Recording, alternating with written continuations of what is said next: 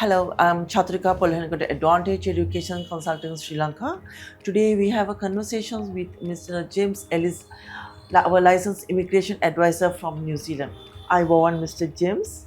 Hi everyone, Chaturika and Kia ora as we say it in New Zealand. Thank you.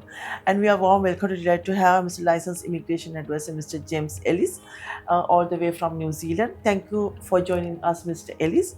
It's truly a pleasure to have you here. I'm very pleased to be in Sri Lanka. This is my first visit to Colombo, Sri Lanka, and I'm absolutely excited to be here. And I'm looking forward to meeting a lot of students here in Sri Lanka who are looking at study abroad opportunities. So thank you for having me here. Can you provide a brief about the Advantage Education Consulting?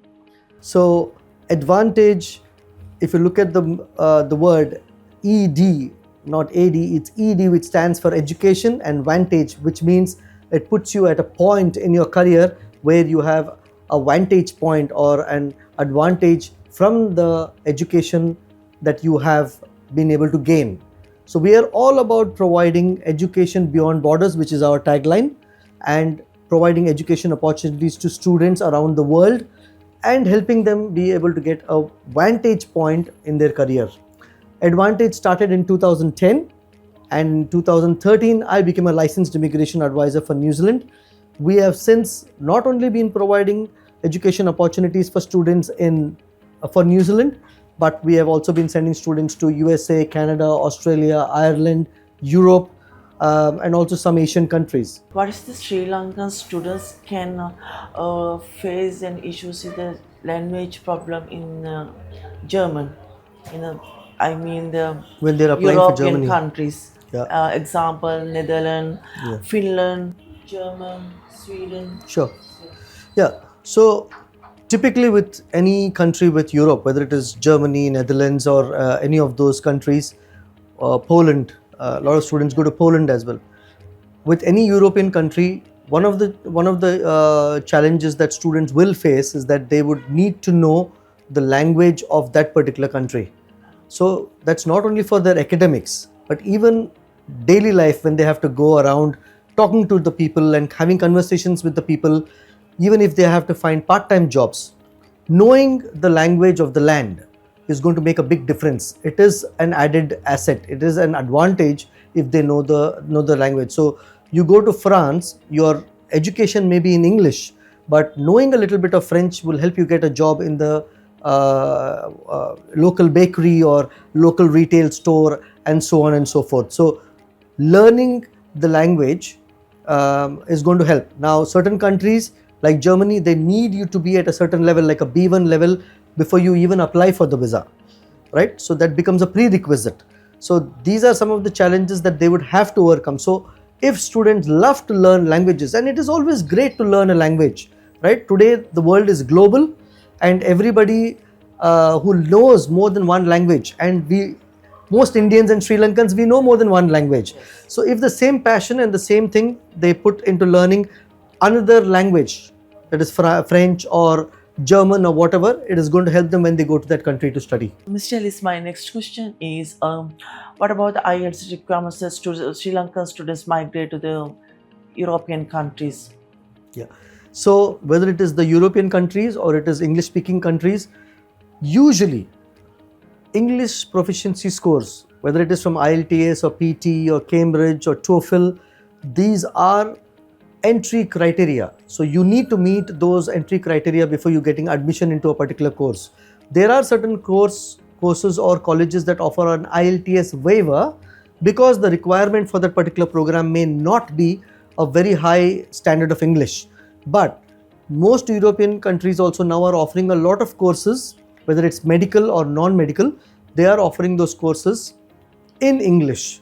So you need to have a certain proficiency of English for you to be able to not only understand the academic instruction that they are giving you, but assignments or anything else that you are doing to be able to pass that particular program, you need to have a certain degree of English or proficiency of English to be able to fare well in the program. So yes, IELTS or English proficiency requirements are very important. And my other question is, Mr. James, what's your advice to the students who want to grow with Advantage? So When you say grow with Advantage, my understanding is that if they want to be able to make the best of the opportunities that Advantage can provide. So Advantage is basically a conduit or a facilitator for students who want education opportunities abroad, right? So whether they want to go for an undergraduate diploma or a bachelor's degree or a master's degree or whatever. So end of the day, what we are promoting is what education providers want, right? So whether it's an undergraduate course or a postgraduate course, when students want to seek admissions, they have to meet the entry criteria. So whether it is IELTS scores, or it is their academic percentages, or it is a provision of a statement of purpose, okay, their education documents, their work experience documents. So whatever that documents that they need to furnish, whatever requirements are to be met, they should be able to provide those. Apart from that, we always suggest that knowing another language or being able to get some other further certifications in the field that they are wanting to pursue always helps, okay?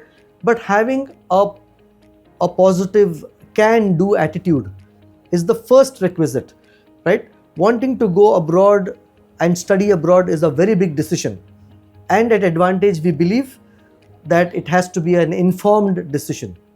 It's not that you follow what other friends are doing, or because somebody is in some other country you want to go to another country. Everything has to be something that suits you if you want to be able to do well in that country.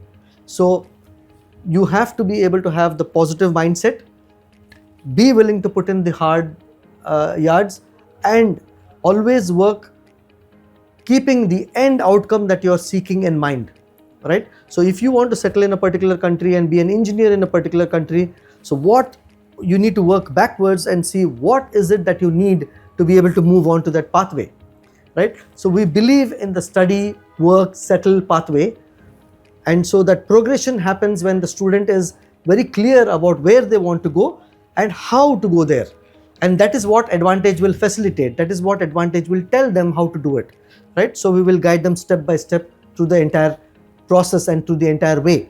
So we partner with our students in terms of their entire progress or their pathway towards their future. Mr. Ellis, you are a licensed immigration advisor in New Zealand. How did you recommend the foreign student to the New Zealand? What are the benefits in foreign student in New Zealand? Oh, brilliant question, Chaturika. New Zealand is a fantastic destination for international students. Not because I live in New Zealand or I'm a licensed immigration advisor for New Zealand. Basically, New Zealand has some unique benefits that international students can avail of.